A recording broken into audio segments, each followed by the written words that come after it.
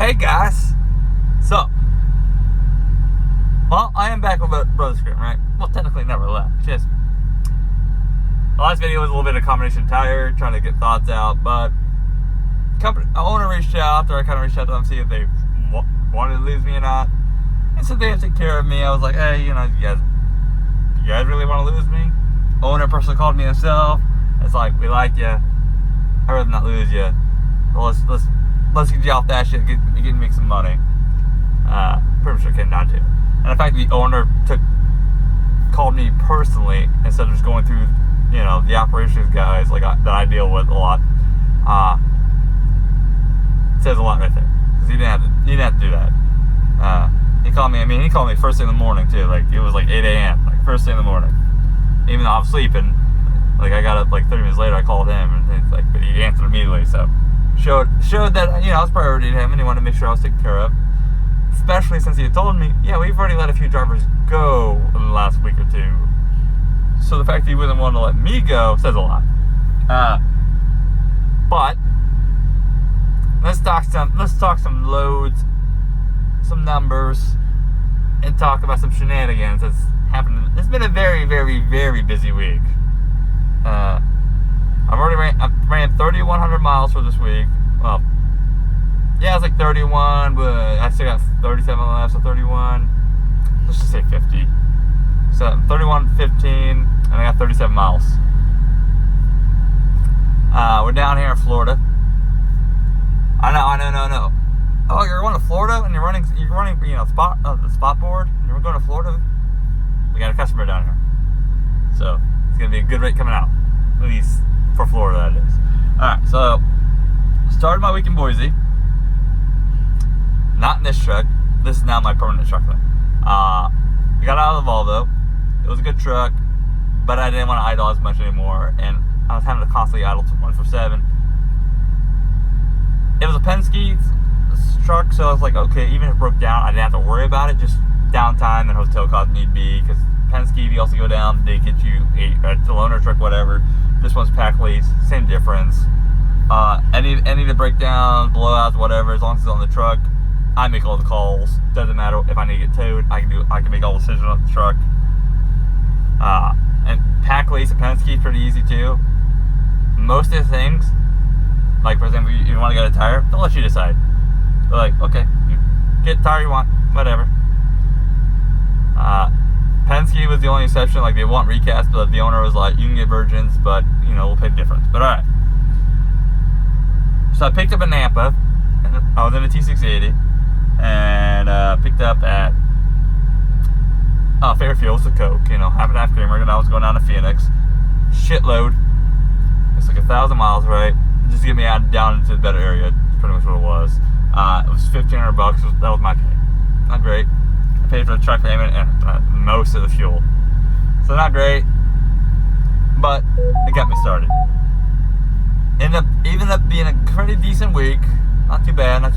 It's gonna be better next week, but not too bad. That truck broke down though before I even got out of Boise. I picked up pretty much within 40 miles round trip. It broke down and it was dead.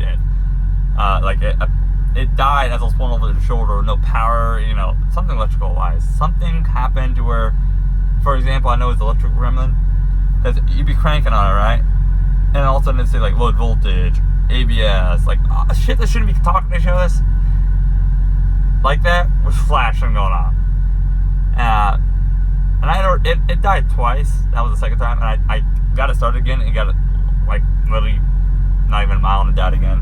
And I was trying to get it back to the yard, which was 8 minutes away at that point. So I was like, fuck. So they sent out TA. TA was useless. Then I got towed. I'm in this truck. It's a good truck. I like this truck. I do. It does 76. I can go fast. Zoom, zoom. It seems like it's got like low 3s for gear ratios. So I also pull up the hill pretty good. For example, when I do 76, I'm at 1,300 RPM. When I do 70, I'm at 1,200. Slightly a little lower than that, so pretty good. But I delivered that Nampa load, went down to Kroger in Phoenix, held me up for 4 hours, not too shabby. It was a Sunday, but Kroger's hell, that's what I call it. at least in Phoenix. So I was kind of surprised. I was in and out there for 4 hours. So I messaged my company, right? Good old Lamar, and I'm like, Lamar, what we got on his load? I was not expecting to be out there on a Sunday night, right? Sunday afternoon, that's point. He's like, let's see what we got. He messaged me real fast, like within like 3 hours, right? He's like, I got a 2300 pickup from you, or for you, for a Goodyear, a Mark Anthony's, 1,000 miles, $3 a mile, so it's like $3,000. It's like, that's a beer run for $3 a mile? What the fuck? Okay, let's do it. And Mark Anthony's a really good customer. Most of the time, especially after 6, you can go in there and get loaded early, and it's all the room in the world. I hurried up and boogied over there. There's a dry load too, so I'm like, cool, I don't have to run the reefer, because also, when I picked up this reefer from in Boise, you know, I'm running everything now, right? It was 1/4 tank, so I was like, fuck, okay, I can fill this fucker up. And it was thirsty. It was like 37 gallons. It was thirsty, so it was already starting negative on the trailer fuel-wise. And I'm going in the desert. It's like, okay, whatever. Filled it up, did that. So I was like, alright, that's gonna help kind of level out that hole I had gotten into at the start. And I went over there, mosey on over there. Like, yeah, it's like 7 o'clock, 7:30 when I got in there. Like, yeah, go ahead and go get loaded. I got in there, I get in the door, go to slide my tandems. They won't slide. Shit incorrect. I was like, fuck. So I called them up after like fighting with it for 30 minutes, trying to see if I could just kind of like time it just right, because it was dumping a lot of air, so that like the pressure wasn't being held. So like the pins would go in, you hear the constant constantly. It's not supposed to do that, you know, for those air slides. It's that's it. It's not nothing constant about it. But they go in and immediately come back out. And I was like, alright, whatever. They want to load me. So I called them up. I was like, hey, I'm going to go get this fixed. You guys mind working me in tomorrow? Because I'd rather not lose this load. Not like I was going to be late. It was Monday pickup. Or Sunday pickup. Delivered all day Tuesday to all the way Wednesday by 5 p.m. For 1,000 miles, it's a fucking piece of cake. Even if I get a full 12 hours late, 24 hours late, still not going to affect on-time delivery. It just be Wednesday instead of Tuesday. And they're like, yeah, go work again. Go ahead and go get fixed. I'm mosey on over to Danny's in Phoenix. Never been there, right? I heard great things about it, especially the truck wash. Never been there. Guy says, yeah, we can get this fixed first thing in the morning. Just gotta wait for parts stores to open, right? I was like, cool. He's like, go ahead and park in the detail area though, so we can get you in first thing. It's like, shop's telling me to get me in first thing in the morning. They're putting me in a spot to get me in first thing in the morning. Alright, let's do it. And yeah, I mean, they got me in within 2 hours. I was in and out, fixed completely. Tandem slide, boom. But I go on over there now. It's 9 a.m. by the time I get over to Mark Anthony's. And again, I go up there. I'm like, hey, I'm back. I was told you guys would work me in. I see you guys aren't busy. Let's work some magic, right? I'm just saying, it's like generally I can get loaded early. I don't load it early just by being friendly, pretty much. And they're like, nope, it's already been rescheduled. 2 days from now. It's like, 2 days? What? 2 days? Damn, okay. So I lost that load. Really bummered, because it was going up to Austin, so it was a pretty good market area. It was from Phoenix to Austin. It would have been a great setup, because between those two loads, I'd been like, my cut had been about $4,200 between the two loads. I can get another load in, another 1,000 miles by Friday. Well, I mean, and by Friday at that point, it would have been everything I pushed over a day. So I probably could have got, I don't know, $7,000-8,000 for that week gross. I was like, alright. So I quickly called Lamar. I'm like, Lamar, they won't load me now. And so they kind of conferenced in the other operations. They're all like asking me, what about this load? You know, do you want to go here? How about this? I was like they want to mention Albuquerque for a good load of Albuquerque. I was like, yeah, but Albuquerque sucks getting out of. Yeah, okay, good point. Alright, let's keep going. All of a sudden, I get told, hold on. Got a broker on the phone? Let's hear what he got to say. But first, before the broker spoke up, I was like, how do I feel about a 359 mile deadhead? My answer's simple. As long as I'm profitable on it and there's money, I don't mind. Like, just money talks, right? Pretty much. Because I'm not going to I'm not going to sit there and know I have a good load in Florida, because they were trying to get me to Florida pretty much, or pointing me that way. I could reload out, but I could just make it up next week, even if it's just a few $100, right? I'm not going to sit there and be like, no, I want something perfect right now, because it averages out across the month, right? That's all I care about. Same way I ran JCT, same way I ran my truck before, I was making $2,500 a week. With Sharp makes you way less money, right? That's all I care about. Average across the month. And then Lamar asked the broker, how high can you do? Because the broker originally said 44. I was like, I ain't doing that for no fucking 44. 2,100 miles total for me from Phoenix, grab the load to Deming, and go all the way to Florida. 2,100 and some change miles. 4,400? No, thank you. Because they still have to take Brothers Grimm's get 11%. So they still got to take their cut, right? No. Broker says I can do 53, and I was like, oh, that's got my attention now, because now that puts me about $2.15 a mile, all miles, and I was like, fuck it, let's do it. Not great. I lost a little bit of money this week. Not great. Still going to be about $2,500 in my pocket this week. Not bad for starting off in a hole, and also having a couple delays and just shit. I mean, just like random roadside inspection. It took an hour for a level 3 I-10. Dude was literally fishing. Friendly dude, but he was fishing. And now that I have the girl in the truck too, he's like, "Are you okay? Are you hurt?" You know, it's like sex trafficking, illegal immigration, all that. Like, I get it. It's part of his job. I thought it was funny. Like, giving us both the third degree. You know, I was like, my God. But picked up onions out of Deming. And the fact that the broker gave up an extra $900 tells me right there, this load has some money on it. Which it is produce load, so.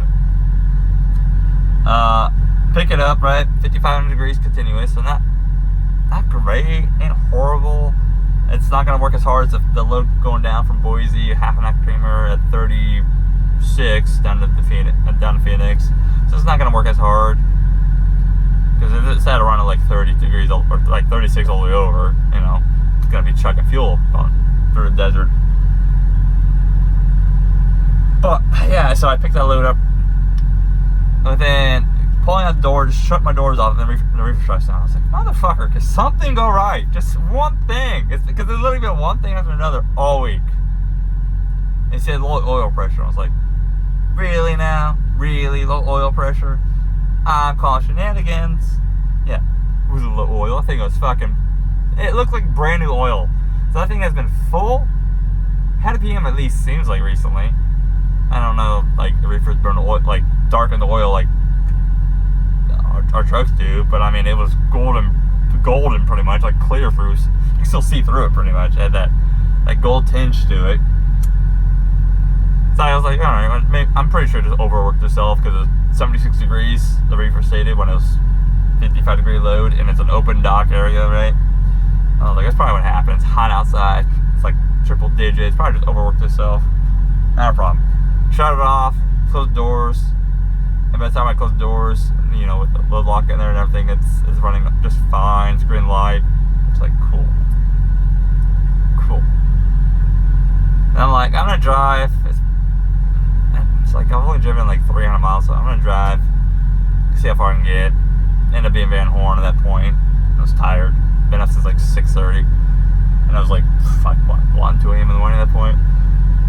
Thank God for the pause of the 14, because I didn't need to run that hard. I just decided to. I was like, I don't want to sleep in Deming. There's no food here. And I want to get through I want to get through El Hellhole before, you know, traffic in the morning. So I was like, I'll just get through it. I get 4 hours away to like right before Van Horn, and the reefer shuts down again. Same thing, low oil pressure. I was like, no, I don't know. I just think it was trying to play catch up from still before, because it was at 67 when it shut down again for 76, 67. So it's trying to play catch up, which, okay, whatever. It's also the 7600. This trailer was only 2 years old, so it's like, I don't know, or 75 carrier unit. I know Thermo King's better, which was Thermo King. Thermo King probably wouldn't have had to work so hard. I shut it down a few times, checked the oil, kind of looked over it, and I was like, there's zero reason I could see this be doing this. I'm like, I sent a message to the company. I'm like, we got a couple hiccups. This reefer could just be a bad sensor, whatever. Fired it back on. It's been running solid ever since. So I think it's just a hiccup. Cool. But this week, it's gonna be $6,200 some change for gross. I'm gonna take about 25 of that. I started off in the hole immediately because when the other truck had bigger tanks, I just filled that truck up because it was also low on fuel when I got it. So I just filled it up. I had about 50 more gallons in this truck. Reefer needed fuel, a lot of it, 37 gallons. Both those had to be continuous. I'm not going to play games with my money, at least not during the summer in the desert at least, especially not with produce loads. What is this guy doing? So, it is what it is. I think my load coming out of Florida should be like 260. My cut about that, and it's gonna be like 20 miles deadhead. So it ain't gonna be really that much deadhead. I think I'm going to Dallas or Vegas. Kind of want to hear. I don't know yet. We shall see. But yeah, I can definitely already tell you. I mean, I've not only done 2 loads, 30 what, less than 3,200 miles. That I'm definitely gonna be able to make money based on what I was able to do before. Even with, I mean, I was profitable. I have all my loads written down, right? My notebook, but I was profitable, like with Sharp pulling their. They did zip code to zip code, so then they paid based on that zip code a flat rate off that. So with the deadhead and everything factored in, I was profitable and from $1. What I made on their loads was like what, $1, like 76 to $1.89 is what most of those loads I ran at, and I was profitable. So this, I'm gonna have to learn how to manage reefer, manage the truck that can go faster. I don't think I'm always gonna go fast, depending on circumstances, areas, whatever. Because I mean, this truck does 70 at 1200, and it's like barely breaking a sweat. Like I can see the torque, I can see the boost. Like it was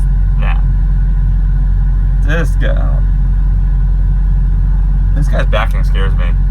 He's in the middle 2 spots, but 3 spots in a row. So it's like, how do you fuck this up?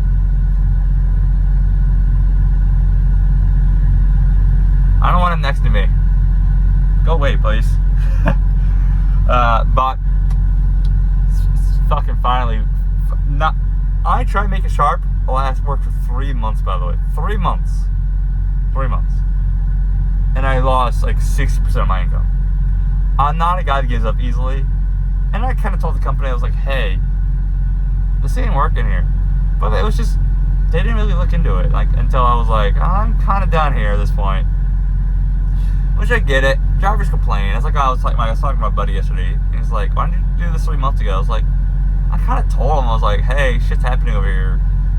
But it's like, drivers complain over every little thing. And he's like, yeah, that's actually a good point. Drivers do complain. So,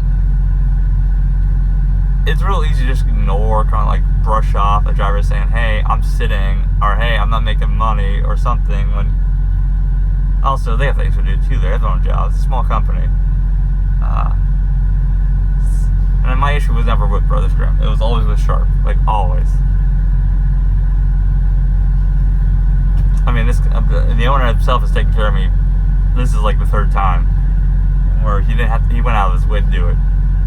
Like I said, there was, when I first started, he paid like $1,000 out of his own pocket to split the fuel cost with me because I was in a truck I was not supposed to be in. Longer than because I was told 2 days in that truck. I was in for over a week slightly. He didn't have to do that. He did that. Cool. So I had to check. There's a couple other things I forget, but like this one, you didn't have to call me personally and saying, hey, no, let's. I don't want to lose you. But see what week 2 is. I have no idea. Should be better. Should be definitely better. Especially since I'll have some good discounts going west. we have some great discounts in the whole southeast Texas area. We have good discounts everywhere, but like it's about 30 to 40 cent difference between out west over here. Like I got fuel at I think the cheapest out west was like $3.50, and I found fuel out here for $3.15. And there's some cheaper ones too that I just weren't able to get through because I wasn't going that way. So I was like, we shall see. But anyways, you guys may laugh at me, but I'm back to running the truck pay for shit. Gives me a little bit more, and it's not a lease purchase. Okay, whatever. I was profitable before, happy with the money I was making before. I should make more money now. Now I'm not kind of restricted to the Pacific Northwest. I mean, that made it hard by itself. Driving across 3 states, you can only do so much when you're fucking most mileage you're gonna get is like 900, and you're going off that out of the flat mileage. It's only so much you can do. But hey, you guys stay safe out there. Catch you next time. Bye.